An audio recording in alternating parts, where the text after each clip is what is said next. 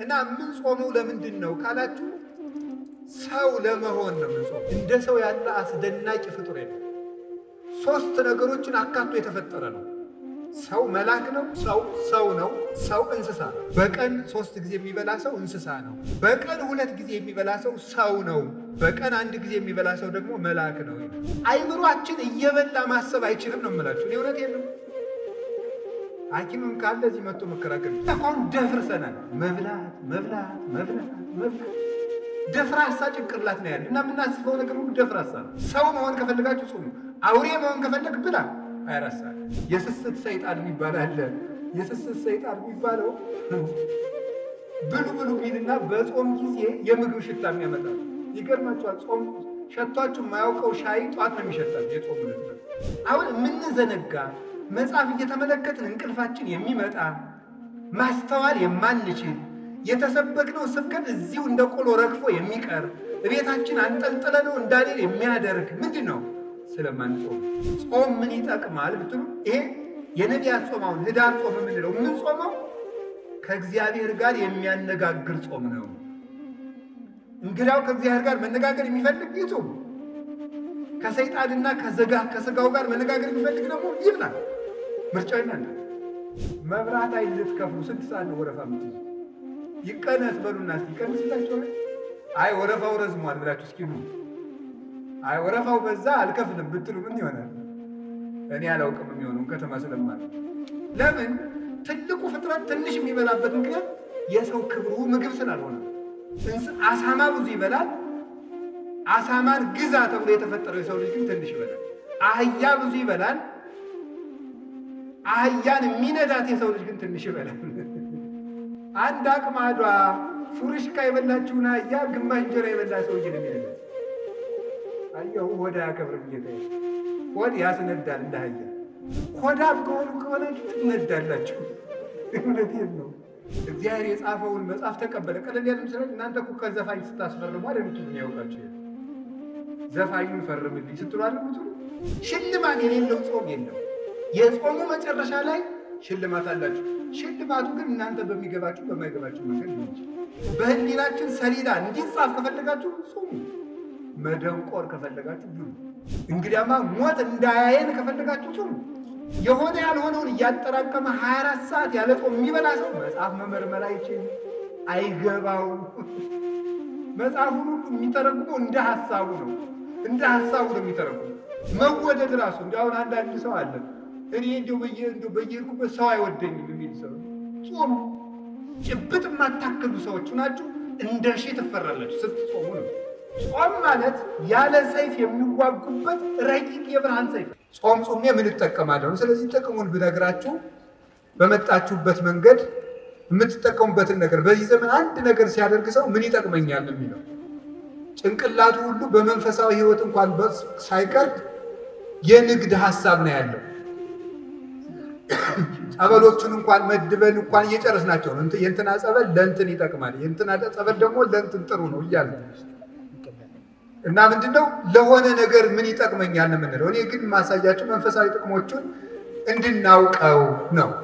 እንደዚህ ካል እንግዲህ ጾመ ነቢያትን ከማንሳቴ በፊት ጾም በራሱ ምንድነው ነው። ጾም ምንድነው? ጾም እንደምታውቁት መከልከል ማለት ነው።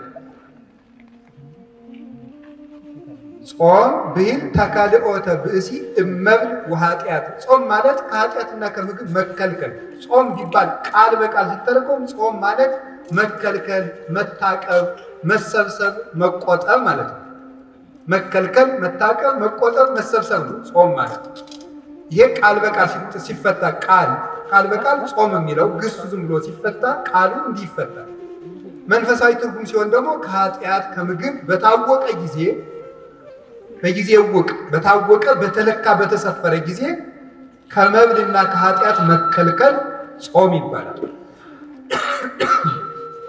ለምንድነው ጾም የምንጾመው ነው? ጾም የሰው ልጅ የተፈጠረለት ዓላማ ነው። ይገርማችኋል የእግዚአብሔር ቤተሰቦች፣ ሰው የተፈጠረው ለመብልን አይደለም፣ የተፈጠረው ለጾም ነው።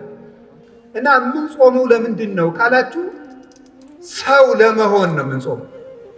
ሰው ለመሆን ነው የምንጾመው። ሰው የተፈጠረ ለጾም ነው። ኦሪት ዘፍጥረት ምዕራፍ 1 ቁጥር 26 ላይ እግዚአብሔርን በመጀመሪያ ሰማይና ምድርን ፈጠረ ይልና ምዕራፍ 1 ቁጥር 1 ላይ ምዕራፍ 1 ቁጥር 26 ላይ ምንድን ነው የሚለው?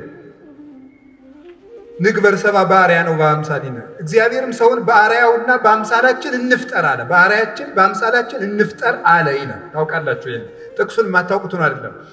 ሰውን በመልካችን በአርአያችን እንፍጠር አለ።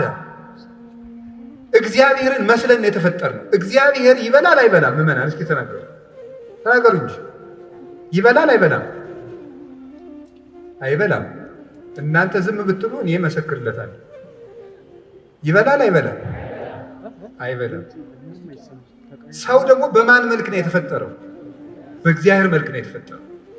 ስለዚህ እግዚአብሔር አትብሉ የሚለን እግዚአብሔር እንደዚህ ብሎ እንደ ክፉ ዳኛ እንዲያርግ ብሎ አለቅነቱን ለማሳወቅ አምላክነቱን ለማሳወቅ እኛን መግዛቱን ለማሳወቅ አይደለም እንደዚያ የሚለን።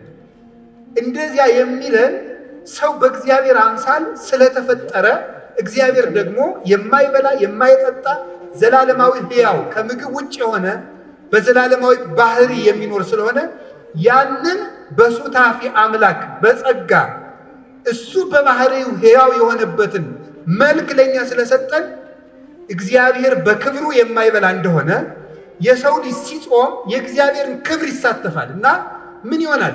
የሰው ክብሩ እግዚአብሔርን መምሰል ነው። አለመብላት እግዚአብሔርን መምሰል። እግዚአብሔር አይበላም፣ እግዚአብሔር አይጠጣም። እግዚአብሔርን ሰው በእግዚአብሔር ማምሳል ነው የተፈጠረ ሲባል እግዚአብሔርን መምሰል ማለት ፍቹ ይሄ ብቻ ነው አላልኩም። በጣም ብዙ ትርጉም ያለው ሊቃውንቱ ያመሰጠሩበት እነ ቅዱስ ጎርጎርዮስ ዘንዚናቱ፣ እነ ቅዱስ ጎርጎርዮስ ዘኑሲስ ሊቃውንት አባቶች በሙሉ የተራቀቁበት ሐሳብ ነው። ሰው በእግዚአብሔር አምሳል ተፈጠረ። ሌላ ብዙ ትርጉም አለው። በጊዜው ከሌሎች መምህራንም ትማሩታላችሁ፣ ታነቡታላችሁ። እያልኩ ያለሁት ሰው በእግዚአብሔር አምሳል ተፈጠረ ሲባል አንዱ እግዚአብሔር አይበላም አይጠጣም። ሰው ሲጾም እግዚአብሔርን ይመስላል።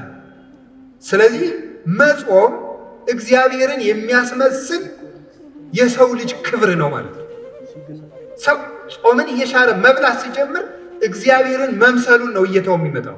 አያችሁ እንዴት መዋረድ እንደሆነ። አልመብላት አለመጾም እግዚአብሔርን ከምንመስልበት መልክ ዝቅ ማለት ነው። ከዚህ በላይ ደግሞ ውርደት የለም።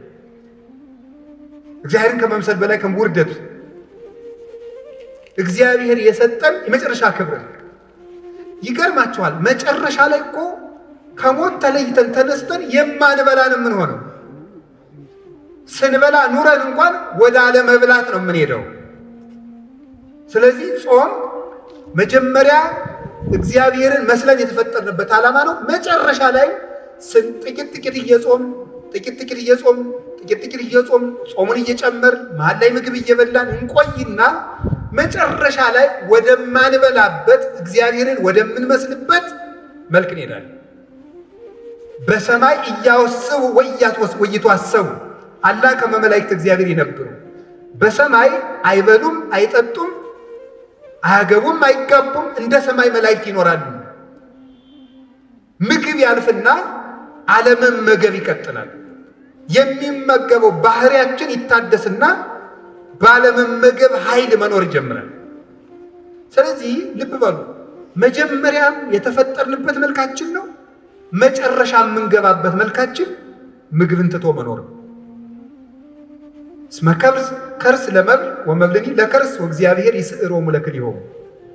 መብል ለሆድ ነው፣ መብል ለሆድ ነው፣ ሆድም ለመብል ነው። እግዚአብሔር ሁሉንም ያሳልፋቸዋል። ባለመኖር ባለማለፍ የሚኖረው ጾም እግዚአብሔርን ያስመስላል፣ መላእክትን ያስመስላል።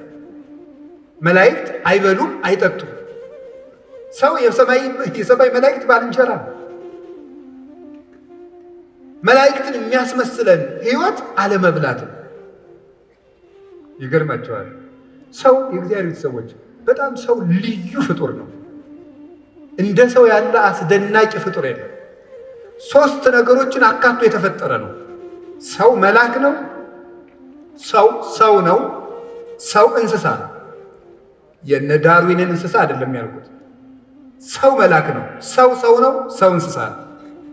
ሰው ያማል ማለት የሰው ልጅ በባህሪው የቆመው የተዋቀረው ከመላካዊ ባህሪ ከሰብአዊ ባህሪ እንደገና ደግሞ ከእንስሳዊ ባህሪ ነው።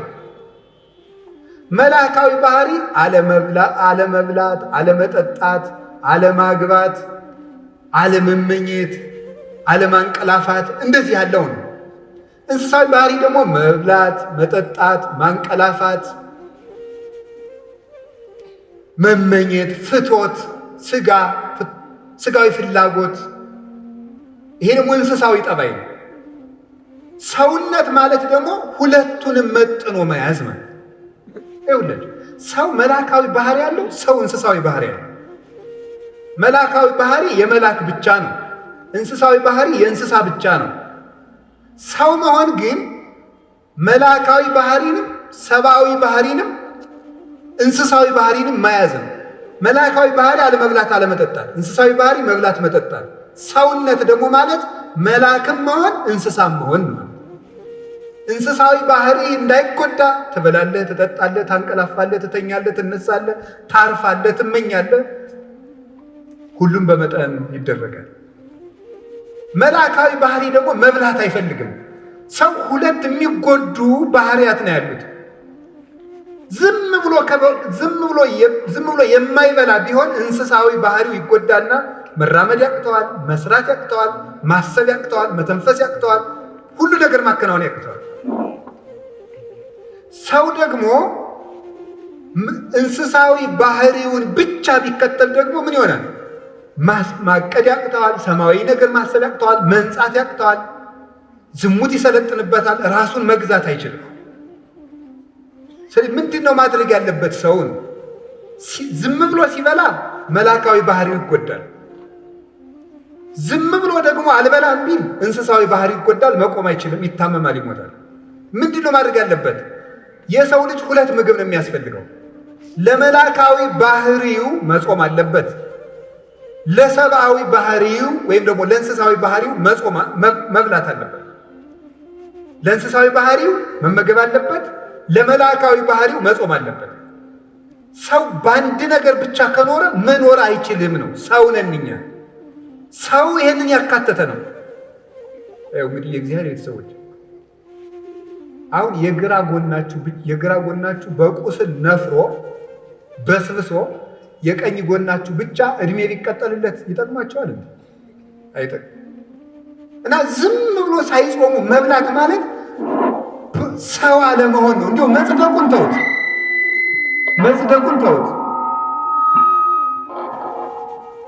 መጽደቁን መንግስተ ሰማያት መግባቱ ጽድቅና ኩነኔ ገሃነምና መንግስተ ሰማያትን ተውት። አለመጾም ከሰውነት ነው የሚያወጣው፣ ከሰውነት ያወጣል። አለመጾም እንስሳ ነው የሚያደርገው። እሰይ ነጋ ላመሰግን ነው።